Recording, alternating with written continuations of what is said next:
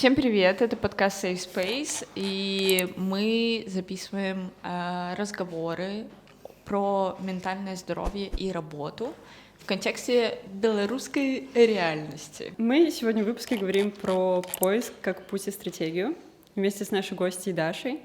Представься, пожалуйста. Хорошо. Меня Даша зовут, я себя, наверное, идентифицирую профессионально как креаторка тотально, потому что я очень много лет проработала в индустрии креатива. А почему я здесь? У меня большой опыт поиска работы. И я сегодня посчитала, что, наверное, за последние 15 лет я поменяла в районе 15 мест работы. Вот, и как будто могу делиться опытом поиска работы и увольнений тоже, наверное, тоже могу. Вообще могу рассказывать про все стадии карьерного роста и антикарьерного роста тоже. Прекрасно звучит. Восхитительно. Сколько образований нужно для того, чтобы иметь 15 работ? Ой, не знаю. Возможно, нисколько. Чтобы иметь 15 работ, это звучит так, как будто бы ты на них сейчас работаешь. Нет, так, во всяком случае, я так себя чувствую. В общем, я думаю, что чтобы иметь 15 работ, возможно, не нужно не иметь нисколько образований. 1, 2, 3, 15. По-разному. У меня больше, чем одно. Так вышло. Я дважды получала высшее образование и потом очень много доучивалась на каких-то не знаю, курсах, учебах, каких-то программах формата Liberal Arts. И, в принципе, мне кажется, я каждый год практически 3 или 4 курса каких-то, поглощаю. Не потому что, не для того, чтобы работать или как-то там успешно зарабатывать, точно не для этого. Успешно заработать. Скорее потому что вот мне кажется, что если бы в моей жизни была возможность только учиться, и мне бы платили за то, что я учусь, возможно, это и было бы смыслом моей жизни. Мне вообще нравится глобально учиться. Я получаю удовольствие от академического процесса, от, не знаю, выполнения каких-то заданий разного толка, причем, наверное, большего гуманитарного и творческого. Хотя мое первое образование такое не техническое, но это прикладная математика. То есть у меня есть опыт не гуманитарного образования, и он, тоже довольно любопытный, наверное, даже можно назвать уже на сегодняшний момент полезный. Слушайте, если мы говорим сегодня про вот этот непростой путь, туда-сюда ищем что-то, да найдем, возможно, когда-нибудь. Есть такой вопрос к вам. Даша, Дарья, как к вам можно обращаться? На вы? Даша я больше люблю почему-то эту форму. А если ты Дарья? Окей. Хорошо. Все приемлемо. Слушай, если мы поговорим про вот эти вот первые «нет», если есть большой опыт того, что там 15 работ, как ты сказала, какие-то увольнения, могла бы ты вспомнить свой какой-то первый опыт, когда ты такая сразу «нет». Вот я хочу отсюда уйти. Вот ты пришла на работу, это не обязательно первое, но вот просто первое ощущение когда-либо на работе, когда ты такая... Типа, что мне не подходит эта работа? Что я хочу уйти? Или что что меня ты не чувствуешь... берут? Нет, что ты чувствуешь, что нет. Это сложно. То есть это сложно, потому что я точно, я просто провалилась в прошлое и начала вспоминать, что я была довольно гибка, в том смысле, что когда ты начинаешь, это, наверное, хорошо в целом, что когда мы все начинаем какой-то карьерный путь, то мы способны терпеть вокруг мудаков, странные задачи, непонятность какую-то, потому что мы не знаем, у нас нет этого опыта положительного, да, то есть мы не знаем, как бывает, что оказывается, можно как бы классно взаимодействовать, можно иметь классных коллег, начальников, не знаю, каких-то классных клиентов, что можно получать очень понятные, прозрачные задачи, сдавать их, получать, например, не только обратную связь в духе «пиши еще», но и что-то в духе «классно вышло, ты молодец». И у меня в целом воспоминания такие, что я, наверное, с каждой работы хотела уйти, по большому счету, просто потому что не может быть ровного состояния. То есть вряд ли есть работа, где ты каждый день получаешь удовольствие. То есть всегда что-то происходит. У меня было распределение, нагрудная энерго. Она была. И это было 2,5 года желания встать и выйти, как бы, ну, это тяжелый опыт, на Жила самом в деле, Гродно? работать. Я А, ты родилась из там. Гродно. Как я могла забыть? Я жила, Жила? 24 года прожила в Гродно. Hello, darkness. Вот. И ну, и просто это уже это так давновато, что я, правда, не помню, почему это было сложно. Но глобально, что такое Гродно Энерго, это огромное количество мужчин в пиджаках, там нет вообще в верхушке ни одной женщины, то есть единственная женщина-начальник, это, конечно же, начальник отдела кадров, все, как бы, ну, то есть... HR. Ну, HR. да, тогда это называлось это иначе. вот эти вот женщины, которые должны То есть мой обслуживать всех остальных, поэтому она женщина. Да, но мой возраст можно еще оценивать, потому что, когда я там работала, слово HR еще не существовало. Нет, подожди, мне кажется, там все еще не существует слова HR. Ну, это правда. Ну, мы Скорее можем всего. прочекать, потом сделать факт-чек, Скорее но мне всего, кажется, да. не будет такого. Ну, и то, она была начальником отдела кадров на время, когда, условно говоря, начальник отдела кадров мужчина попал в аварию серьезную, и он вернулся, и ее тоже избавили от этого места. Это вот было такое место, типа, где вот все, где все вот это мужчина, и когда-то, это, наверное, был 11-й год или что, нет, не 11-й, раньше. Короче, какие-то были опять волнения в Беларуси, я помню, и где-то я была замечена, и они меня отчитывали, помню, в лифте. Ну, то есть я, типа, в лифте столкнулась с каким-то мужчиной в пиджаке. Это elevator speech, только наоборот. Elevator hate speech. Даша, Типа... ты ушла оттуда со скандалом? Ну, нет, наверное, без скандала, потому что как раз подчинялась единственной женщине из отдела кадров. Вот. Уходила довольно мирно, потому что поступила в Академию искусств, и как-то мне надо было просто уехать в Минск. Но я даже переработала у них, типа, больше 2 лет. И, в принципе, в какой-то момент там скорее было очень скучно, чем токсично, потому что там нечего было делать объективно. Я в какой-то момент занималась тем, что... Ну, у меня первое образование математик-программист, и в какой-то момент я занималась тем, что я удаляла из баз данных мертвых людей. Теория мертвого интернета. Да. Ну, то есть им нужно было выплачивать страховки, и как бы и нужно было там следить за тем, чтобы они как бы из каких-то баз одних в другие базы переходили. Но это было совершенно, как это сказать, ну, не похожая работа на работу там программиста. Это было больше похоже, не знаю, работу на работу какую-то вакансию из мертвых душ, возможно. Похоронное бюро какое-то. Да, Пускала да. души. Как будто ты в похоронном На тот свет. бюро Только, работаешь. да, это цифровое похоронное бюро. Да, Да, так и прикольно было. даже. Я бы это Ну, вписала бы как-нибудь интересно в резюме. Ну вот я сейчас поняла, что я этот опыт как-то вообще никогда не переосмысляла, если честно. Это Я только сейчас восхитительно. вспомнила, что, господи, у меня был такой опыт. А до этого у меня был, ну я писала, ну как бы, там тоже не было особо понятно, что я делала, на самом деле, я правда сейчас даже, но я помню, что было, например, время, когда мы ревизировали компьютеры разных людей, должны были приходить и что-то там у них смотреть, например. Типа как сисадмины. Как сисадмины, да. И я помню, что я отправилась, а там настолько, ну, это вообще было государственное предприятие, на котором, ну, очень большое количество людей непонятно, что делали. И в том смысле, что там были люди, например, которые на полном серьезе писали стихи в Excel. Там были люди, к которым ты приходишь, у них в обед еще не включен компьютер. Люди, которые... А что мы тут делаем? У меня есть вопрос. В смысле, почему мы не там? Да, я хочу писать стихи в Excel. Мне кажется, это новая поэтика. Вы представляете, что когда-нибудь это будут изучать? И там как битники там... Найдут этот Excel со Да-да-да, стихами. а там будет типа Будут думать, Excel файл, и он просто называется, не знаю, «Пиздец». И ты просто в этом... Это называется «Моя поэзия». В смысле, почему пиздец? Моя работа. Моя работа. Мое CV, мое резюме. И ты там описываешь. Так смешную историю хочу рассказать. Давай, в общем, извини. в какой-то момент я прихожу, значит, к какому-то чуваку, ну, у него что-то там с компьютером случилось, я захожу, и прежде чем мне что-то ему исправить, мне нужно закрывать, типа, огромное количество каких-то вкладок с порнографией, ну, типа, потому что это было, ну, понятно, там было много, ну, как это, огромное количество филиалов, и были вот тогда такое время, когда еще на серверах много хранилось фильмов.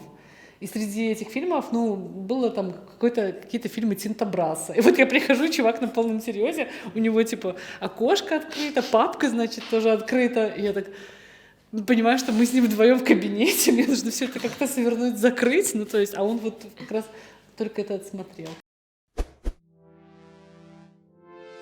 Вот. И как бы, когда 2 года закончились, ну, мне стало понятно, что, ну, я просто буду, да, уходить любыми силами, потому что для меня это, ну, какая-то невероятная тупка. Ну, то есть там не было понимания. То есть я не могла себе представить, что пройдет 20 лет, а я все там же. Люди, которые со мной работали, они все там же.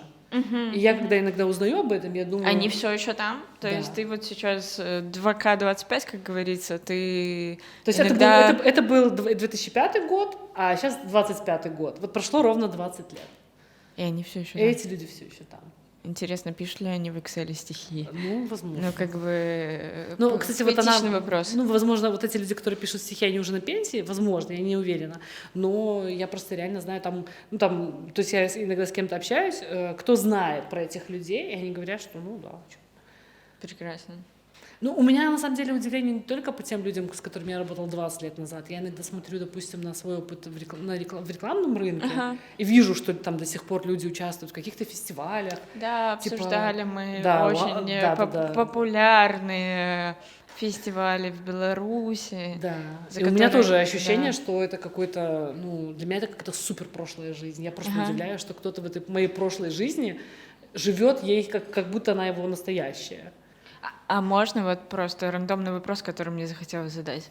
Если бы ты сейчас жила в Беларуси, Но. ты бы участвовала в этих фестивалях? Нет, я уже живя в Беларуси, в какой-то момент решила, что реклама реклама белорусская мне не интересна. То есть я уже, находясь в Беларуси, боже, когда... Ну, короче, я в какой-то момент просто решила, что все, мы двигаемся куда-то дальше, потому что как будто это для меня рынок тоже себя исчерпал. Что стало отправной точкой? Ухода из рекламы? Да. Какой-то неприятный скандал.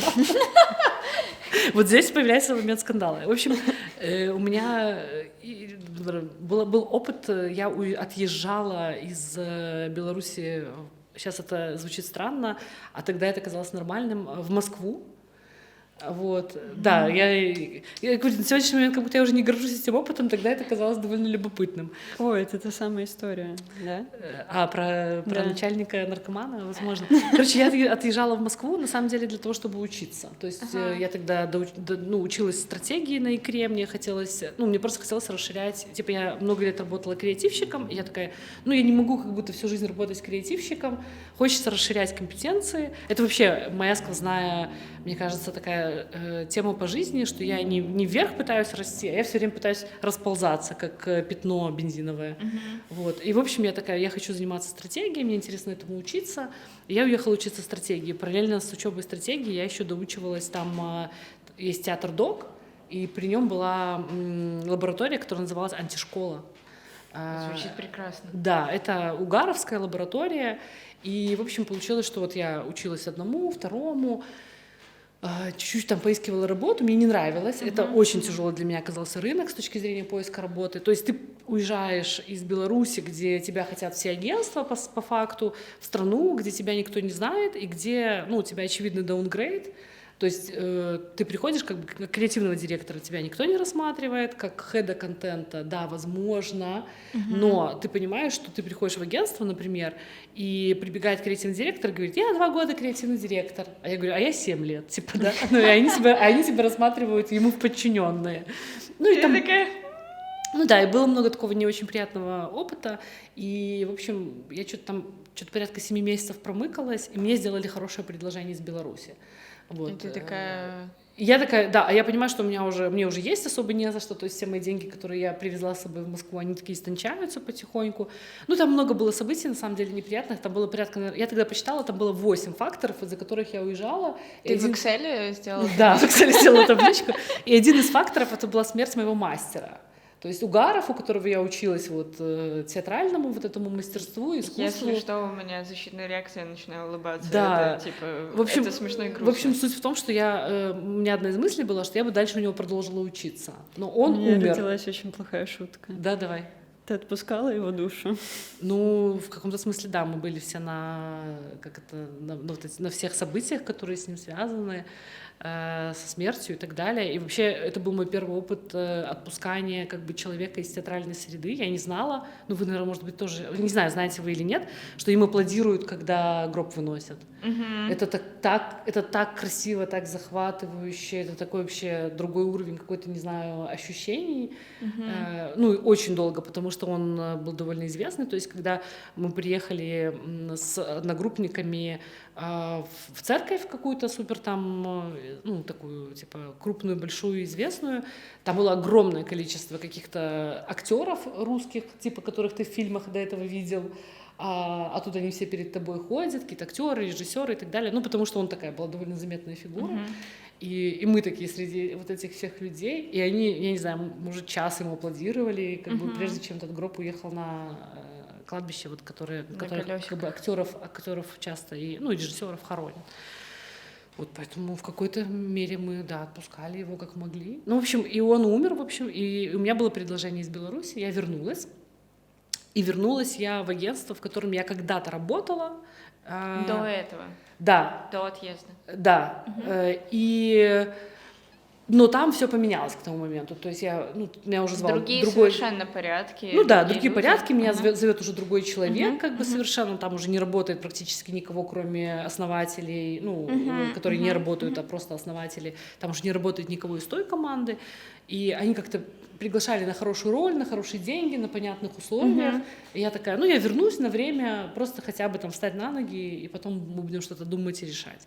Ну, я вернулась, и там в какой-то момент человек, который меня позвал, Только не говори, что умер. Она решила уходить. Она не умерла, она решила уходить. И получается, что весь вот этот как топ-состав, который она привела за собой, то есть там всех топ-менеджеров, я была креативным директором на тот момент, по сути получилось, что нам нужно уже работать не с ней, а с другими людьми. А с другими людьми, да. И стало понятно, что с этими другими людьми работать не хочется. И на одной из встреч я просто там прямым текстом спросила, типа, какие гарантии? Они решили переформатировать агентство как-то тотально, то есть они решили, что нам не нужен креатив, нам там нужно заниматься больше, они тогда на тот момент какое-то приложение разрабатывали. А я типа на другую задачу переходила, и я такая, хорошо, вы можете гарантировать, что там, допустим, ближайшие полгода, пока вы будете вот этими перетрубациями заниматься, вы сохраните меня и мою команду. Мы тебе ничего гарантировать не можем, сказали мне. Я говорю, тогда, наверное, я ничего гарантировать не могу. Вот. И я попросила о том, что давайте мы, наверное, расходиться. То есть это не было со скандалом, но это было скорее еще с таким моим пониманием, что рынок рекламы умирает чуть-чуть. То есть люди пытаются искать новые какие-то форматы. И я думаю, так а я чем здесь хуже? И я тогда вот уже после этого опыта уходила из рекламы в контент-продюсирование. У меня было после этого 3 года Skyeng в моей жизни было. Интересно. Это, наверное, знаменитая, да, какая-то? Да. Типа все понимают, что когда говорят Skyeng, все думают про эти ролики с америкашкой, но я их не делала. Даша, да, давай продолжим тему смерти, раз мы сидим в таких декорациях в первое время чумы. Я думаю, что это будет вполне уместно. Для некоторых людей увольнение сродни смерти. Учитывая то, что у тебя было 15 работ, наверное, у тебя часто происходили увольнения. Как ты переживала эту вещь? Не, на самом деле не часто. Я довольно... То есть... увольнения могут быть с двух сторон. Либо ты увольняешься, уходишь, либо тебя увольняют. Согласна. Звучит, да. На самом деле, сейчас надо как будто бы вспомнить все это. Вспомнить все, да, надо вспомнить все. Похоже ли увольнение на смерть, да? В этом вопрос. Я не знаю, на самом деле. Мне кажется, что, наверное, просто нет опыта смерти. Поэтому сложно сравнить. В таких декорациях это удивительно. Но то, что это похоже на какой-то, опыт неприятный, если, например, особенно это не твое решение, особенно если это не твое решение, и ты, например, я в данном случае не готова, то есть не подозреваешь, что вокруг тебя сгущаются как бы тучи, увольнительные тучи. Вот как вот здесь. Да, есть такой термин, увольнительные тучи. В общем, то вообще это такой очень фрустрирующий опыт, если честно. Но, в принципе, наверное, важный для понимания, ну, мне кажется, какой-то с другой стороны супер важный для понимания того, что не может быть там 100% мэтча всегда, что как будто и тебе может быть некомфортно, и с тобой может быть некомфортно по разным причинам, и что не все умеют разговаривать. У меня есть прям вот какой-то прям очень неприятный один кейс рабочий, когда меня, ну, вот человек типа нанял, и потом в какой-то момент он мне высказывал какие-то очень неприятные вещи в мой адрес, типа из разряда «я перестал ходить в офис, потому что там ты». Вот такие вещи.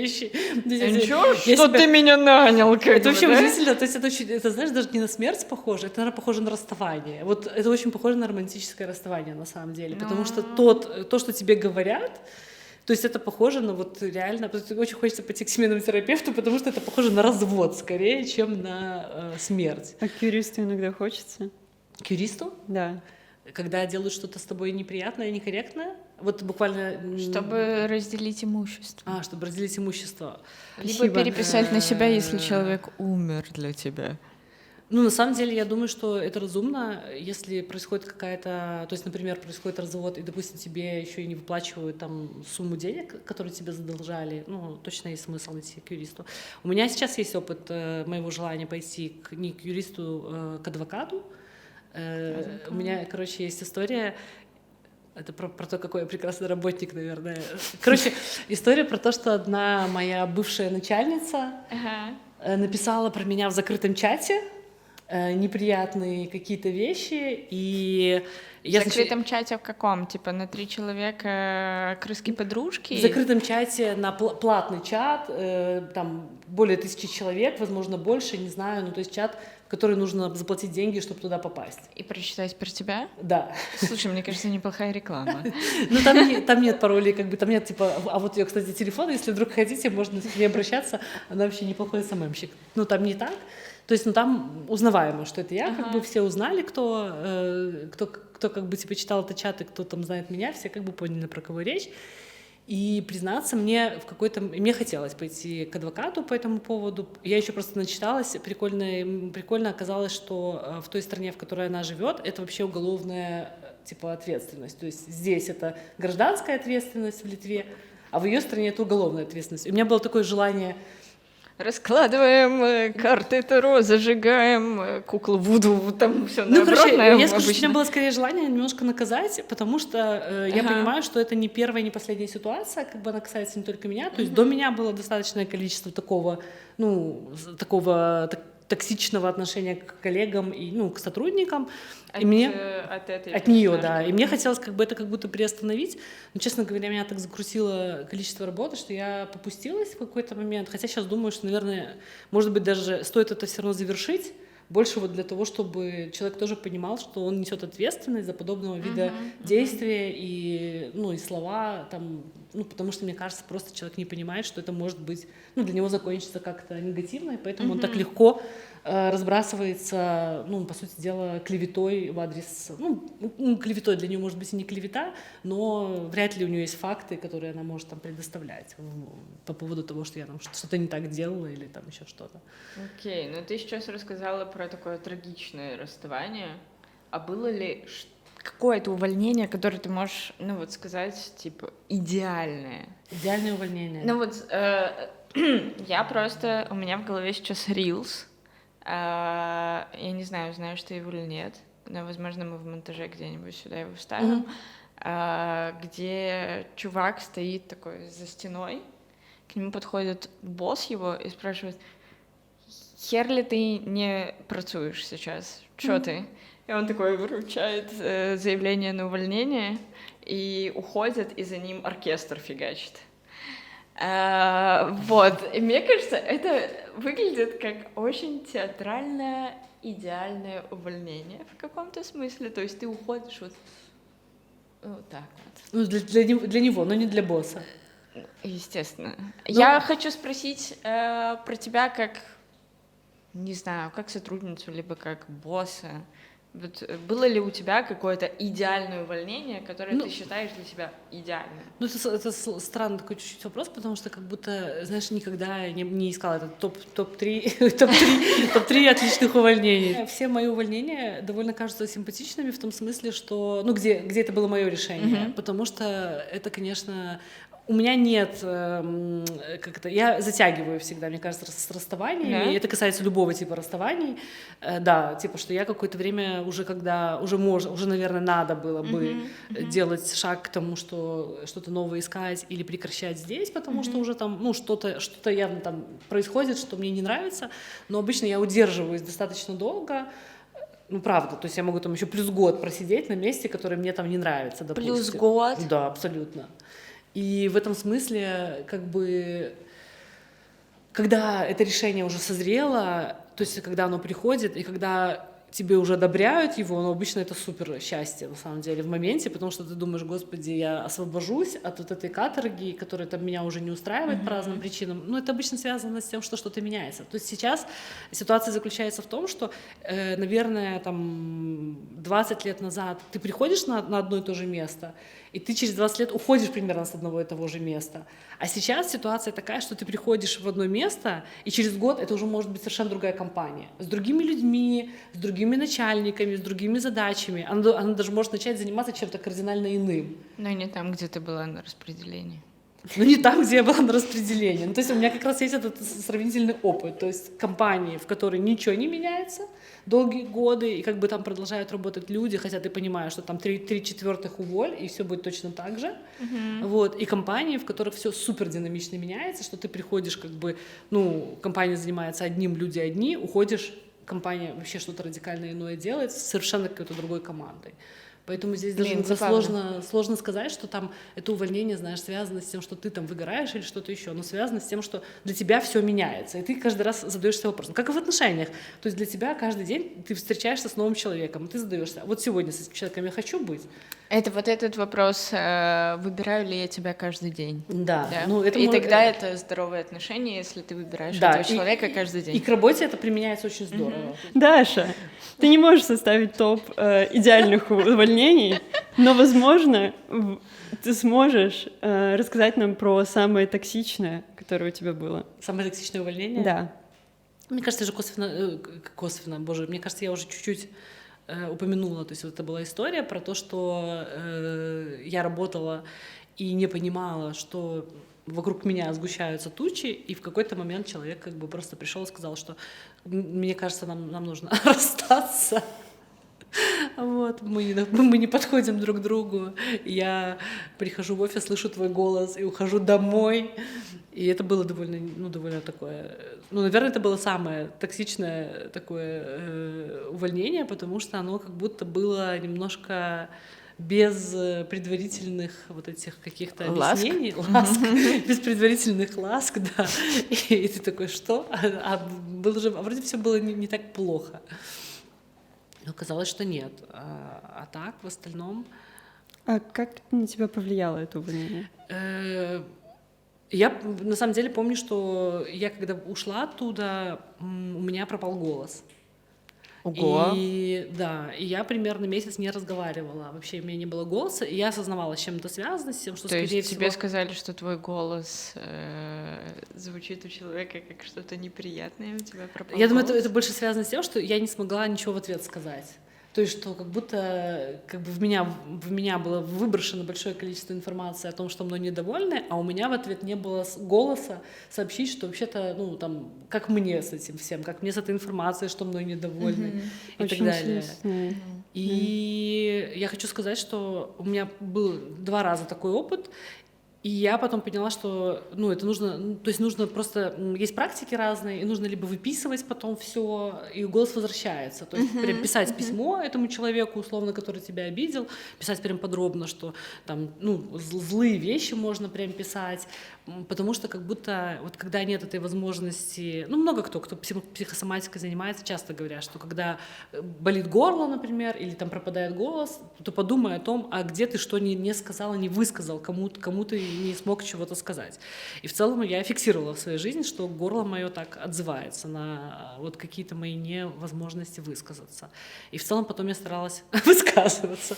Ну, то есть я понимала, что где-то я, может быть, там, ну, что я прям целенаправленно садила человека и говорила: хорошо, ну, я тоже хочу там сказать тебе, что я думаю по поводу того, как все происходило или происходит. Ну, или если не было возможности голосом проговорить, я, правда, там могла выписывать какие-то вещи или себе голосовые записывать, ну, потому что кажется важным вот эту, не оставлять в себе вот эту обиду. Я была, в общем, в обиде какой-то долгой, на самом деле. У меня была возможность потом этого человека наказать, ну, когда уже этот момент... Опять. Да. Мы сегодня это прям... Это вендетта. реально Ну, а что? Давайте... Сжигаем этот стол! Короче, была возможность как это отомстить через другого человека. То есть у меня спрашивали, как он как сотрудник, типа, стоит ли его как бы нанимать и так далее. Я сказала, что с точки зрения профессиональных навыков у меня вообще нет вопросов. Ну, с точки зрения там эмоциональных есть, но я не топила. Как бы его в итоге наняли, все хорошо. И потом я его где-то встретила и говорю: вот такая ситуация. А он говорит: ну, понятно, что ты еще могла сказать. Я думаю, я такая: какого черта я тогда не утопила его и не сказала, что нет, не нанимайте, он ужасный, он кошмарный, он отвратительный. Слушай, ну, противных людей много, будем честны. Да, факт. А ты когда-нибудь воспользовалась все-таки возможностью отомстить? По факту никогда. То есть еще жизнь так выстраивается, я не знаю, возможно, у меня она так выстраивается, что возможность отомстить возникает, когда тебе уже не очень актуально. То есть ты уже как бы уже для себя этот момент, он завершен, тебе уже не болит, тебе уже нормально, у тебя уже нет никаких переживаний, тут тебе эта возможность подсовывается, ты такая: а фиг ли ты мне 5 лет, там, не знаю, ну, год назад хотя бы, там, 2 года, ну, когда тебе еще, ладно, там, ну, не прям по-живому, но ты хотя бы еще была в этих актуальных переживаниях, ты хотя бы их могла вспомнить, а ты уже такая: что там было, почему он меня обижал, ну, я уже не помню, как там происходило. И обычно я уже такая: ну и ладно, ну и не надо. А если была возможность? Вот если бы к тебе по поводу этого человека... В момент, когда еще я прям была в острой фазе какой-то, да? Ну, я думаю, что я смотря бы там рубанула. через полгода, допустим. Я думаю, что я бы рубанула прям жестко. Ты бы сказала вот прям всю правду Я бы матку, сказала прям плюс всю правду. все свои Ну, x10 тут эмоций. есть один из нюансов. Это если что не обесценивание, Не-не-не, это есть интересненький один нюанс, провокативный. о котором я думаю. Ты можешь говорить, но ты все равно должен при этом как-то так информацию подать, чтобы ты не выглядела в этот момент истеричной, Да. потому что это может сработать не против него в итоге, а против тебя. Ну, а рынок, просто тут надо еще понимать, что такое, ну, то есть, например, если бы я жила, наверное, родилась на каком-то более глобальном рынке, возможно, я была бы где-то смелее и острее. Понимаю, а когда ты, там, условно, твоя карьера строится на белорусском рынке, ты, Там в принципе... все друг друга Все знают, друг да. друга знают. Ты не можешь на белорусском рынке, там, условно говоря, после каждой работы выкатывать пост на Facebook или там, не знаю, в любой соцсети, на LinkedIn, например, и там условно разъебывать там всех людей, кто тебя обидел, потому что это закончится, скорее всего, ну, не их проблемами, а еще и твоими. Дорогой дневник, нет слов, чтобы описать. Да, дорогой дневник, мое 5-е рекламное агентство, и здесь опять все долбоебы. Как жить? Ну, то есть, и все такие: так может не агентство долбоебы, может с тобой что-то не так. И поэтому приходилось сдерживать себя, на самом деле, достаточно, ну, то, что сдерживать, но какие-то вещи точно надо было проглатывать всегда. В рекламе вообще это было такое правило, мне кажется, все с этим жили, потому что там очень большие были проблемы с клиентингом в том числе, и клиенты делали иногда отвратительные вещи, ну, там из разряда запускается, как называется, тендер, и собираются все идеи с рынка, а дальше тендер закрывается. И победитель не объявляется. И все знают, что как бы тендер, ну, в общем-то, фейковый, по сути. Потому то есть что он был, типа, для того, чтобы собрать идеи. Да. Что он для того, чтобы собрать идеи, что никого выбирать не планировалось. И все такие там агентства между собой перетерли, что ой, какая ситуация некрасивая, давайте, может быть, что-то по этому поводу сделаем. А в итоге никто ничего не делает. Потому что все понимают, что, да, что и, возможно, и с этим клиентом придется поработать, и с любым другим, а клиенты очень следят за тем, как ты, ну, вообще на них... Что ты вообще говоришь про них? Что ты про них говоришь, да, и поэтому... Ну, короче, вот держать, не знаю, язык на замке, палку в жопе, это немножко белорусская традиция. Вот. Я не знаю касательно других сфер, но в маркетинге точно.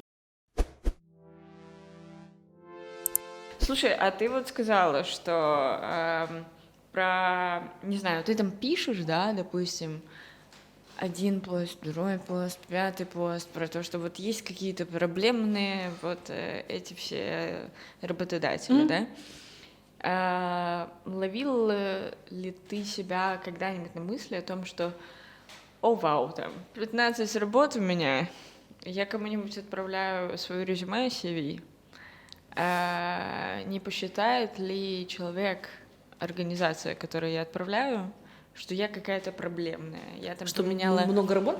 Да, я поменяла 15 работ. Почему? Почему вы работаете вот на этом месте всего лишь год? 9 я месяцев. не знаю, 9 месяцев, да. Ребенка можно было бы родить, но дальше воспитывать у вас не получилось. Отлично, Ну, как бы. именно. Ребенка было бы можно родить. Можно много очень сделать, на самом деле, за 9 месяцев. Чувствовал ли ты вот это вот ощущение, не знаю, как-то неправильности, что ты какая-то не такая из-за того, что у тебя там много опытов было? Нет, на самом деле нет, потому что объективно, ну то есть и рынок, на котором я работала, и как это сказать, и век, в котором я родилась. Ладно, век, в котором я жила уже, как-то работала, скажем, родилась я в веке, в том, в котором еще можно было другим правилам существовать. Нет, на самом деле никогда не чувствовала, потому что у меня есть опыт и 6 лет работы на одном месте, и там 3 лет, и 2, и 1, и каких-то совершенно небольших сроков. Во-первых, что, ну, сейчас лайфхак, что касается CV. Тебе не нужно в CV описывать весь свой опыт. Это вообще абсолютно бесполезная вещь. Все, что ты забираешь в CV, ты забираешь только то, что нужно этому конкретному работодателю. Ну, я, например, на данном этапе из-за того, что уже в рекламе не ищу работу, я просто схлопнула всю свою рекламу в одну строчку. Типа, что там... Реклама. Да, там 11 лет работы в рекламных агентствах, вот таких-то агентствах, вот таких-то направлений. Я даже не перечисляю эти уже агентства, я просто пишу, ну, как это сказать, общим списком, что я там делала. Более того, я уже делаю так CV, что люди не знают, сколько мне лет по CV, потому что я уже не описываю опыт, начиная там с Гродной Энерго. Кому этот опыт вообще нужен? Блин, было бы смешно, если бы ты начинала с Гродной Энерго, и потом, здрасте, я живу. Здрасте, да, с Гродной Энерго там, ну, короче, какой-то опыт просто уже уничтожается, удаляется оттуда, и для человека там, условно говоря, ну, да, там видно, что последний год, там, не знаю, ты работал год в одном месте, тут год в другом месте, но это все такие динамичные сферы, в которых как бы ты показываешь, что за этот год, ты же показываешь, сколько ты за этот год сделала. То есть глобально же сейчас вообще никто уже не занимается перечислением функций, а все уже описывают, типа, достижения. Да. И когда ты пишешь, что ты там проработала, да, 9 месяцев, но за эти 9 месяцев, например, ты там удвоила, не знаю, количество подписчиков на аккаунте, у тебя там ролики залетали на 3 миллиона и выше, например, там, у тебя там, ты там выстроила команду, удержала каких-то ключевых копирайтеров. То есть, когда ты описываешь свой опыт, люди читают и понимают, ой, если человек это может за 9 месяцев, ну так, наверное, он и у нас это сможет сделать за 9 месяцев. Звучит как идеальный момент для того, чтобы сказать, подписывайтесь на наш канал и на Дашина вот здесь вот где-нибудь. LinkedIn типа, можно. На Дашин LinkedIn где-нибудь здесь будет, или вот там вот, типа, в описании, как это там делается. Ну, класс. Интересно то, что ты рассказываешь про 15 этих опытов, потому что я сталкивалась с другим. С тем, что это плохо. Что это плохо. Но, опять же, у меня... Типа у тебя 15 опытов за 15 лет, условно говоря, да? Ну, наверное, больше. Я, типа, понимаешь, какие-то вещи я уже 15 посчитала, потому что я посчитала где-то, где я там 2 месяца работала, я уже для нас посчитала с вами. Но я эти вещи, ну, вот какие-то супер странные, я их уже не указываю в резюме. Потом то, что ты говоришь на 15 работ параллельно, ну, не 15 работ параллельно, но там в 4 местах параллельно я работала в жизни. Ну, то есть это не касается там 4 полноценных работ, там 4 ставки, но это касается, например, того, что у меня был опыт, когда я работала параллельно с основной работой, например, в 2 школах креативности. И, по сути, там, ну, я вот... И так мы познакомились с Дашей. Да. И там была бы какая-нибудь нарезка, типа, не знаю, флешбеки. Кубок икры, Вася Лебедев. Фоточки, да. То, что мне совершенно не знакомо. О чем мы, да? Ну, и как бы это чуть иной опыт. То есть у тебя есть основная работа, но у тебя есть там преподавательская деятельность, у тебя есть там деятельность методическая, еще какая-то деятельность. На самом деле, ты когда в таком замолоте, это я сейчас понимаю, что это все была работа. А в тот момент ты такой, ну, как бы нормально, ну, что такая разная деятельность, прикольно, как будто все успеваешь, все делаешь. Вот. И поэтому, да, где-то что-то затроилось, ну, там какие-то опыты я пересчитала, а какие-то опыты я просто, ну, вот я говорю, я посчитала для того, чтобы, ну, вот с вами встретиться. Но я их не указываю, я не показываю, что, ой, у меня было 2 месяца работы в Москве в суперконченном агентстве. Ну, я такого никому не рассказываю и не делаю. Свое первое рекламное агентство белорусское я уже тоже нигде не указываю. То есть, там, типа, этих 6 месяцев в агентстве «Крынь», которое, типа, когда-то просто там гремело, и это единственное агентство, у которого есть «Канский лев». Ну, простите, я тоже нигде уже не показываю этот опыт, потому что, мне кажется, он совершенно там нерелевантный, это было просто мой вход в рекламу, вот, и выход же, по сути, из него уже в какой-то другой мир, потому что я там не задержалась. Даша, для тебя вообще важно было расти по карьерной лестнице? Или ты скорее выбрала бы какой-то другой путь? Ну, ты его и выбрала, собственно говоря. Я никогда не хотела расти по карьерной лестнице. У меня был очень страшный опыт созерцания собственного отца. У меня отец директор завода, и я помню, что я смотрела на него и думала... Никогда просто. Но малиновые пиджаки? Нет. Не, он не был малиновым пиджаком, он был скорее красным директором, то есть это такой советский директор, который там условно всех отчитывает. У меня был опыт, когда он там какого-то мужчину встретил на, как называется, проходной, и стал ему говорить: «Чё, почему ты не работаешь?» А этот мужик весь белеет, сереет и говорит: я в отпуске, ну, короче, а он уже такой отхватил нормальную пиздюлину. Я помню, что я смотрела, мне было так больно за этого мужика, и я очень долго, когда меня всю жизнь пытались двигать карьерно, потому что видели ответственного человека, в целом карьерно пытаются двигать тех, кто готов отвечать за себя и за других, и там получалось, что где-то мне не хватало осознанности, понимания, что как бы можно отказать. Второй момент, и на самом деле это до сих пор проблема, очень часто деньги связаны с вертикальным ростом. То есть очень часто как бы ты можешь начать больше зарабатывать от того, что ты соглашаешься на то, что ты будешь не только что-то делать, но еще и говорить другим, что делать по факту. Тебе приходилось когда-то отказываться от такого предложения? От вертикального роста? Да, приходилось, точно приходилось, и пару раз я прям скипала какие-то, уходила откуда-то именно потому, что мне было понятно, что мне неинтересно вот это вертикальное движение. Вот. И я хочу сказать, что я очень поздно узнала о том, что есть типа альтернативные какие-то форматы. Как это получилось, я попала в стартап, который занимался карьерным консалтингом. И там типа были курсы, которые мне нужно было смотреть для того, чтобы их превращать в контент. И я помню, что для меня было очень много откровений. Там одно из откровений было о том, что есть типа разные типы карьер, что вообще-то как бы они могут быть самыми разными, что не обязательно расти вверх, что можно расти экспертно, как-то горизонтально, там просто пополняя, условно говоря, свой опыт. Можно расти как бы, то есть можно просто менять профессии в жизни, то есть там условно считается сейчас, что в среднем один человек способен сменить до 7 профессий за жизнь.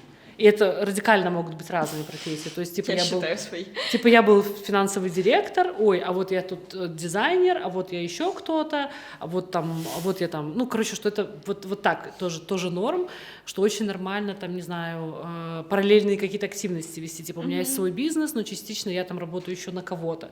То есть, что этих вариантов, их стало сильно больше, и как бы и у человека есть этот выбор, и он должен знать, что этих вариантов много, его выбор нормален, можно выбирать все, что угодно, лишь бы тебе было классно в этом всем, замечательно, удобно, приятно, потому что, мне кажется, сложновато думать, что ты в порядке, когда у тебя когда ты чаще всего видишь вот этот вот пример успешного вертикального роста, и ты такой, Успешный успех, вот это, да? Да, он чаще всего почему-то ассоциируется именно с вертикальным ростом, с тем, что ты там обязательно должен превращаться в какого-то директора, начальника и так далее. И если ты этого не хочешь, то ты такой: так а мне что делать? Мне всю жизнь там типа оставаться там специалистом? Да, тоже решение. Как бы, если хочешь оставаться специалистом, ты можешь просто там думать, а как я могу углублять эту экспертизу, или как я могу начать ее транслировать людям, да, допустим, добавляя себе какие-то преподавательские функции, или добавляя себе, там, не знаю, блогерские функции, если тебе интересно, или там превращаться в коуча, как многие. После этого видео Даша начинает продавать курсы по CV. Я думаю, там не только по CV, там Вот, типа по горизонтальному росту. Потому как там. сменить 15 работ Да, в разных сферах. 7 разных сфер. Мне, 15 работ. например, из того, что вот я для себя отметила в этом году, что я поняла, что я как будто есть, что у меня есть ядро, а оно касается контента, текстов даже. Не контента, наверное, текстов, вот тотально. И я в этом году, например, ну, чуть-чуть поучилась на, короче, поэзии, сходила в Смольный. В Excel? Не в Excel, но надо соединить. В общем, сходила к Галине Рымбу на курс по феминистским поэтикам, и сейчас, типа, вот имею, как это сказать, тоже доступ к знаниям по журналистике. И я думала, боже, а что происходит? Как будто все какое-то разное. А потом я понимаю, что на самом деле не разное, что это как будто все равно про одно и то же, что здесь есть такое... Как бы для меня здесь есть немножко литературное ядро какое-то глобальное.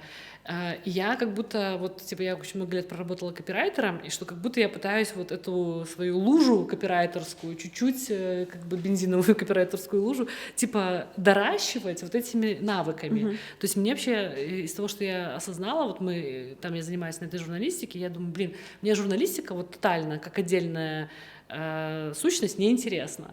Но какая-то кросс-жанровая штука, внутри которой есть, условно, там, не знаю, контент, соцсети, видео, например, да, есть в этом литература, поэзия и журналистика, то есть какая-то кросс-жанровая, такая более медийно ориентированная штука, я думаю, блин, вот что-то хочется такого по итогу. То есть хочется вырасти во что-то такое междисциплинарное. Да.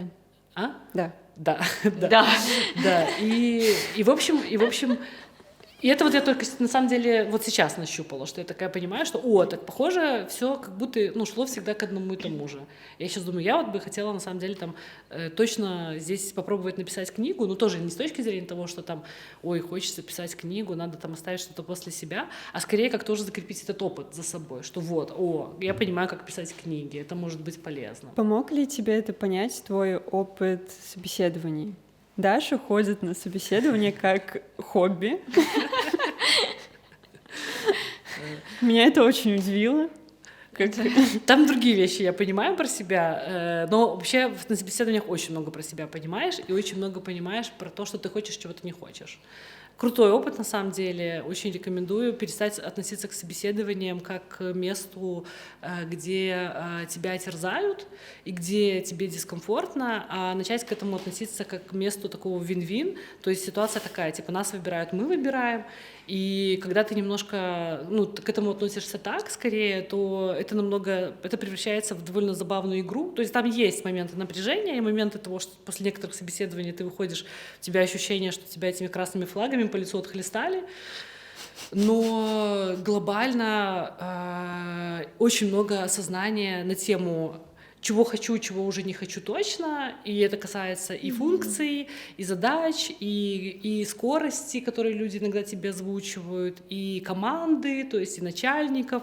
То есть таких уже чуваков я точно не хочу. Таким бизнесом я уже, похоже, не хочу заниматься. Там на таких скоростях я уже не хочу работать. То есть, очень много. И на самом деле из плохих собеседований даже иногда больше инсайтов, чем из каких-то позитивных. То есть на позитивных собеседованиях ты выходишь такой, такие классные ребята, такая я классная. Вообще никакой новой информации. Но зато всем приятно, это, знаешь, типа, вообще...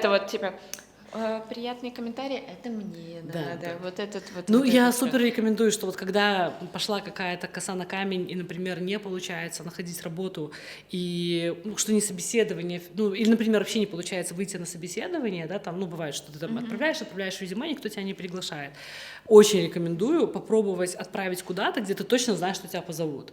Просто хотя бы, чтобы подкрепиться, поддержаться вот этим классным опытом. То есть прийти, послушать, какой ты хороший, какой ты приятный, поотвечать на вопросы суперуверенно, а не как будто там, ты не понимаешь, о чем тебя спрашивают, или ты там волнуешься избыточно. Вообще ходить на собеседование, на которые ты точно в итоге не пойдешь работать, хорошая практика, потому что ты точно, не будешь волноваться, как если ты бы шел куда-то, куда ты хочешь очень.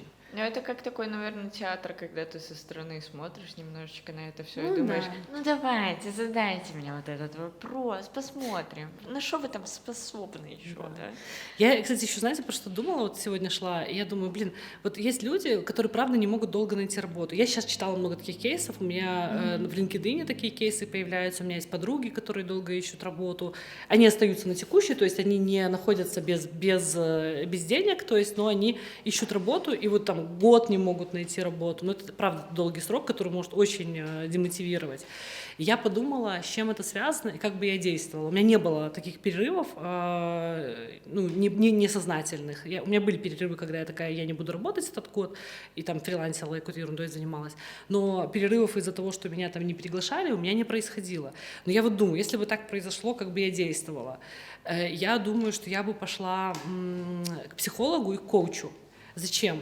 По ощущениям, это может быть саботаж внутренний. То есть может быть ситуация, в которой ты не можешь трудоустроиться из-за того, что тебе чего-то не хочется. Например, у тебя очень плохой опыт прошлой работы.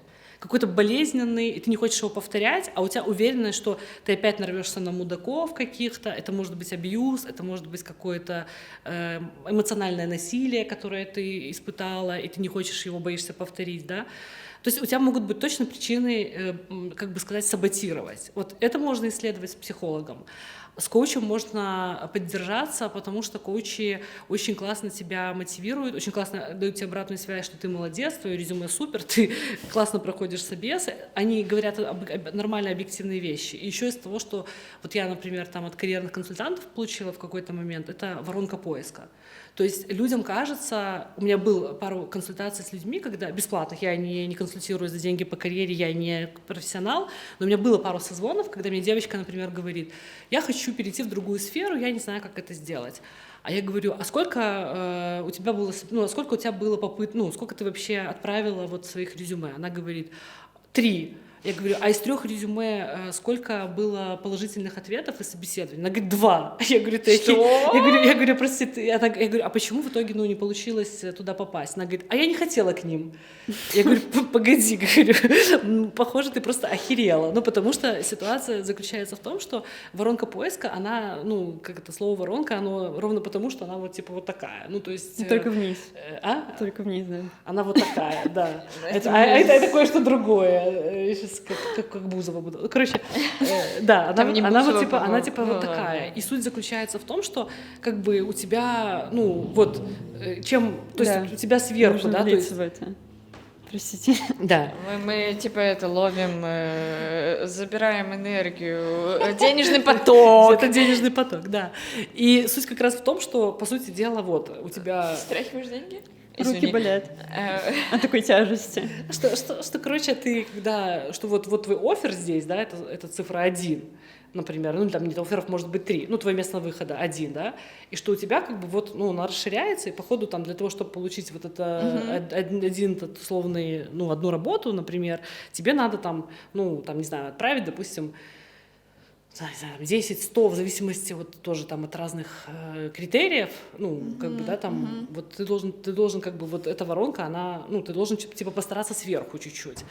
И людям почему-то кажется, что вот там у них какое-то неуспешное собеседование произошло одно, они уже себе минусик ставят, а на самом деле, если ты ведешь вот эту статистику, и ты видишь, что так у меня красиво, у меня все по красоте, у меня лучше, чем в среднем там по рынку, например, потому что эти воронки, их можно поискать, там, например, написать. Да, то есть есть цифры, то есть ты можешь написать, например, там, ищу в другой сфере, в другой стране, это сразу, типа, усложняет путь, там, еще что-то, и такой, ну, нарисуй мне вот примерную воронку, и тебе там рисуют, там, может быть, получится ситуация, в которой тебе нужно 1000, там, условно, отправить резюме для того, чтобы получить эту одну вакансию, а ты в итоге отправляешь 100 и получаешь. Так ты просто супер королева, и ты должна там это каждый день там себе целовать пяточки, думать, так я справилась лучше, чем все люди на этом сраном рынке. На какое максимальное количество вакансий ты откликалась за один раз? Я вообще не страдаю, короче, у меня нет такой... У тебя нету списка в Excel? У меня есть список в Excel с воронкой, но, короче, я просто... Соседняя вкладка там стихи. Да. Сначала да. это. Я просто так больше не действую, потому что, как бы, ну, вот эта воронка, она на самом деле немножко про холодные контакты, контакты больше, то есть, а я перестала так действовать вообще, я больше не разбрасываю резюме просто непонятно в кого. Это плохо работает. Ну, для меня это там трата времени чуть-чуть. И я... Но раньше было не так. Никогда не брала количеством вообще. Вот, ну, не потому, что такая умная, а потому что, ну, как-то быстрее меня хватали. Иногда получалось, что я не ищу работу, а мне типа пишут там: ой, а мы там ваше резюме нашли на HeadHunter, может, вы к нам хотите. Вот такие были истории. То есть, ну, наверное, единственный там мой такой опыт, когда я долго и много ходила, это было вот внутри Москвы самой, когда я там ходила по агентствам каким-то, ну, там, я буквально там пороги обивала, и меня там все отправляли по разным причинам. Ну, короче, не срасталось там что-то совсем вообще. Но там была моя ошибка тоже. Там дольше этот лаг поиска. То есть логично, да. в Беларуси, например, считается, что от момента там, начала работы до поиска 2 месяца обычно проходит, а там нормально работу искать полгода-год, потому что там намного медленнее принимаются решения, как бы, ну, то есть там есть свои нюансы, которых я тогда не подозревала, и мне казалось, в смысле, ну, я же начала искать работу, значит, все должно срастись. Конечно, сейчас бы я уже там, наверное, разумнее к этому подходила намного, но тогда это был такой еще странный путь. И то это не было 100 агентств, это было, наверное, там 20 агентств, возможно. Ну, и вот сейчас как бы в моей верхней части воронки обычно, ну, наверное, 10 резюме разосланных, условно, не больше. И там из 10 резюме, там, условно, у меня обычно там, ну, там, 5 — это гарантированных, то есть людей, которых там, где меня либо рекомендовали, либо это кто-то, кого я знала, это всегда ответы положительные, это всегда собеседование. Ну и уже на собеседованиях чаще всего это тоже суперположительные там, то есть мне вот там, ну вот мой последний опыт, там, предпоследний, 5 собеседований, 3 оффера на собеседованиях. Что тебе дается легче, принимать отказы или отказывать? Ненавижу отказывать, очень тяжело дается отказывать. Ну, на самом деле, мудакам нормально, и то я прошу чат. Это тоже такая сложная, как бы, не знаю, концепция.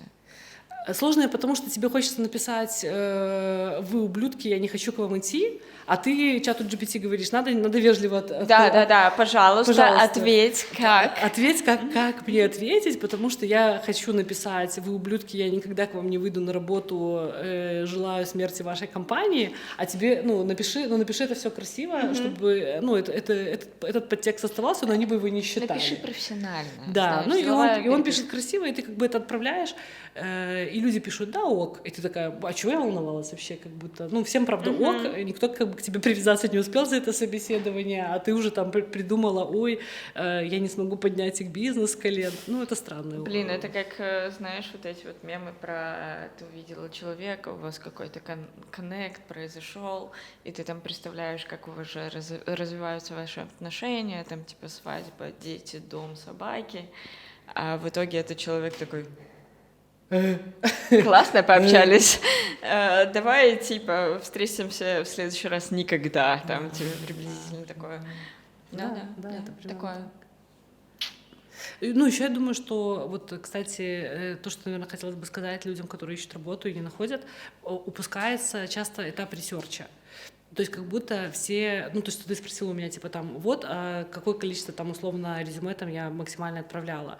По ощущениям, как будто бы классно как раз брать не количеством, а чуть-чуть, как бы сказать, даже не качеством, а как бы заглубляться, то есть немножко в осознанку уходить, типа, а чего я на самом деле хочу, а в какие компании мне правда хочется подаваться. А дальше, я не знаю, там, практикуете ли вы сталкинг в обычной жизни? Но... Блин, это звучит просто восхитительно. В общем... Практикуете ли вы сталкинг? Да, ну просто, как бы мне кажется, что для того, чтобы успешно найти работу, надо практиковать сталкинг. И в том смысле, что сейчас есть очень много информации про компанию. Ну, LinkedIn заходишь, смотришь. Все можно узнать про компанию, можно найти людей, которые внутри работают, узнать, все ли там в порядке, токсичные, не токсичный, на кого вы конкретно будете работать, что этим людям нравится, что добавить в резюме, чтобы их покорить. Вы даже можете как бы открыть, посмотреть миссию сайта, да, ну, миссию компании, и эту миссию вписать в свое резюме, ну, экивоками, и они будут, и там и ЭТС-ка их, и они сами откроют и подумают: боже, этот человек просто создан для нас. Да, конечно, потому что я все сделала, чтобы вы так подумали. Ну, и мне кажется, только здесь... не говорим про это. Ну, да, то есть здесь важный момент сталкинга, первое. Второй момент вот этого, знаете, желания хакнуть вакансию. То есть, что ты не относишься к этому как: я сейчас одно и то же резюме, неадаптированное, разошлю в 100 компаний, кому-то да и пойдет. На самом деле задача чуть иная. То есть ты можешь в 80% компаний, правда, которые тебе не интересны, отправить свое типовое резюме, но 20% компаний, которые тебе любопытны, есть смысл задрочиться и сделать резюме так, как будто ты уже там работаешь, условно. Чтобы они там открыли и такие: господи, этот человек, он что, уже с нами? Почему она еще не с нами? Наша, да, вот это сюда, наша, да. И еще один есть нюанс, который тоже, мне кажется, вот упускается. У меня была консультация с девочкой, которая мечтает работать иллюстратором в книжной сфере. И у нее очень бедное резюме, там условно одностраничное, и портфолио, ну, довольно разностороннее, как бы. Я ей говорю: ну, я понимаю, как я бы хакнула этот рынок книжный. То есть я бы что сделала? Я бы такая: взяла бы книжку, там, какую-то популярную, а-ля там, не знаю, Алиса в стране чудес, отрисовала бы ее полностью, логично. Положила бы в портфолио, принесла бы им, или бы еще лучше, зашла у них на сайт, посмотрела, какие книжки они там рисуют, условно. И перерисовала бы все. Ну, да, взяла бы, перерисовала все обложки там на свой манер. Все по новой, положила бы это в портфолио, сказала: слушайте, я там перерисовала ваши обложки, мне кажется, что это будет классно. Ну, то, что они могут тебя, конечно, не нанять, скажут: ты там шибанулась, но, с другой стороны, ну, это же вообще невозможно пропустить. Ну да, логично. То есть человек вот так действует. И я какое-то время назад, собирала кейсы про людей, которые...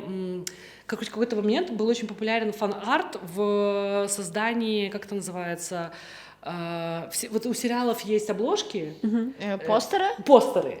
И в какой-то момент там начал развиваться фан-арт. То есть люди начали рисовать огромное количество обложек для фильмов, для сериалов, и в какой-то момент компании начали у этих людей покупать эти идеи, обложки и трудоустраивать их внутрь. И есть люди, которые просто вот занимаются тем, что они рисуют огромное количество старых каких-то вот фильмов культовых, типа, ну, собственные версии обложек. Да. Прикольно. И я думаю, блин, это такой крутой флоу вот в жизни. Это моя курсовая. Да? Про этих чуваков? Нет, я рисую обложки. Супер, это крутейший опыт. И вот я думаю, это так офигенно. То есть, нет, я просто хочу, чтобы этот опыт, вот такой опыт, он типа масштабировался. То есть человек понимает: я хочу в эту компанию. Я могу же сейчас сделать что-то, чтобы они, когда открыли мое портфолио, они такие: а что это она, не поняла, а тут уже код написан там нашего приложения или типа того. Ну, то есть, что ты как будто правда можешь хакнуть эту реальность.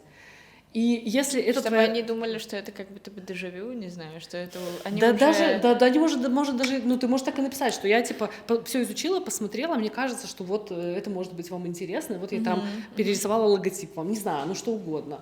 Прикольно. И мне кажется, вот это очень часто людьми игнорируется, то есть вот они там, например: вот у меня только студенческое портфолио, там, или ой, у меня там, ну, какой-то там нет портфолио вообще. Так сделай, ну, у тебя есть там, ты пока ищешь работу, ты за это время можешь отрисовать, ну, достаточное количество работ внутрь портфолио, которые похожи не на ученические проекты, знаешь, там какая-то... А на нормальные проекты, а ты даже можешь их реализовать, что ты сама упаковку не соберешь и не поставишь ее на полку и сделаешь вид, что она уже там стоит, ну, без проблем. Ну, вот мы делаем подкаст сейчас, да? Да. Чтобы поставить на полку. Да, а дальше типа, ну, вот мы можем подкасты и вам сделать, да. Да.